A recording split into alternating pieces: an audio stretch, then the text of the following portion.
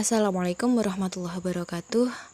Berikut saya akan memaparkan mengenai isu pendidikan dengan tema merekrut dan mempertahankan siswa berbakat dari berbagai kelompok etnis, budaya, dan bahasa. Presentasi ini akan membahas masalah representasi siswa berbakat dari latar belakang beragam. Saya akan mengeksplorasi hambatan dan solusi untuk merekrut dan mempertahankan siswa berbakat dari berbagai kelompok etnis, budaya, dan juga bahasa. Nah, di sini sebelumnya saya akan memaparkan masalah representasi dalam pendidikan berbakat yang dicontohkan oleh siswa yang ada di Afrika dan Amerika.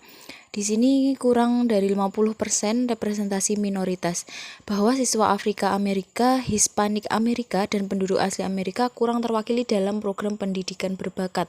Kemudian pada tahun 1930, masalah lama sebetulnya ini, penelitian sejak tahun 1930-an itu menunjukkan kurangnya representasi dari berbagai budaya.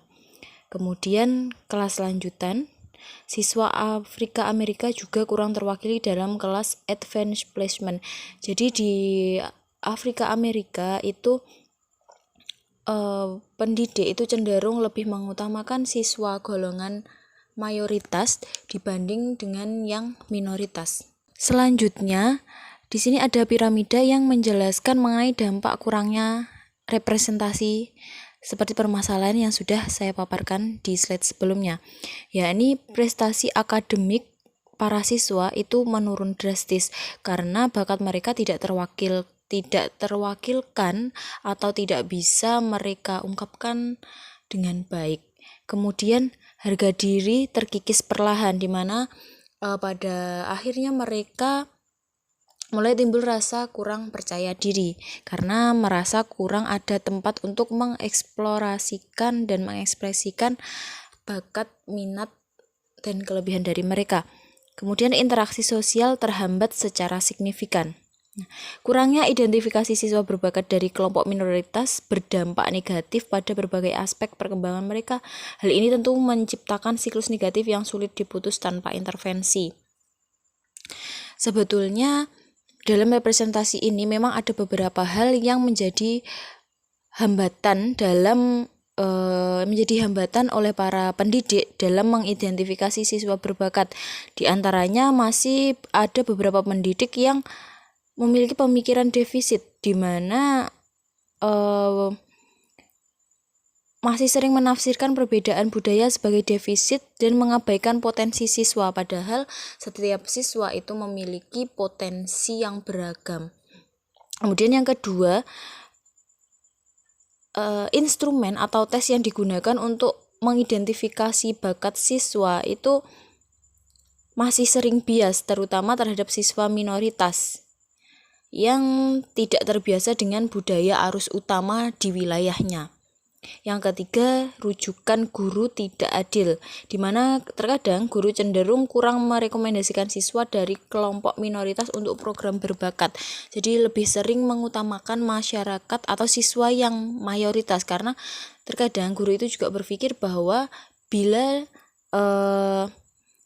mana siswa itu sudah menjadi mayoritas, tentunya dia sudah paham mengenai apa yang harus dilakukan, jadi tidak harus mengenalkan ulang lagi.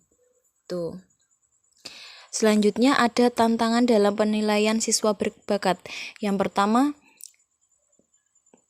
definisi monolitik atau definisi sempit tentang bakat. Jadi pendidik itu masih kurang bisa mengambil makna luas dari bakat itu sendiri. Yang kedua,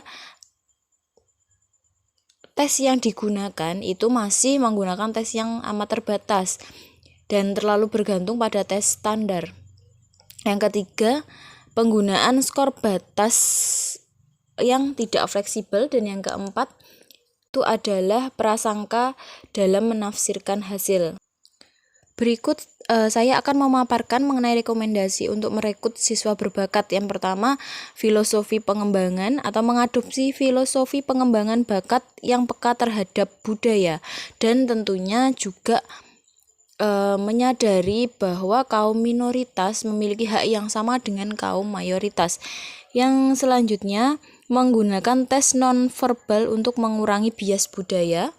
3. Menggunakan tes dalam berbagai bahasa dengan bantuan juru bahasa. Jadi masyarakat yang peserta didik yang minoritas, mungkin yang bahasanya berbeda dengan peserta didik yang mayoritas, itu juga bisa tersalurkan dengan baik dan teridentifikasi dengan baik bakat minatnya. Yang terakhir, memberikan pelatihan multikultural kepada profesional dalam proses identifikasinya.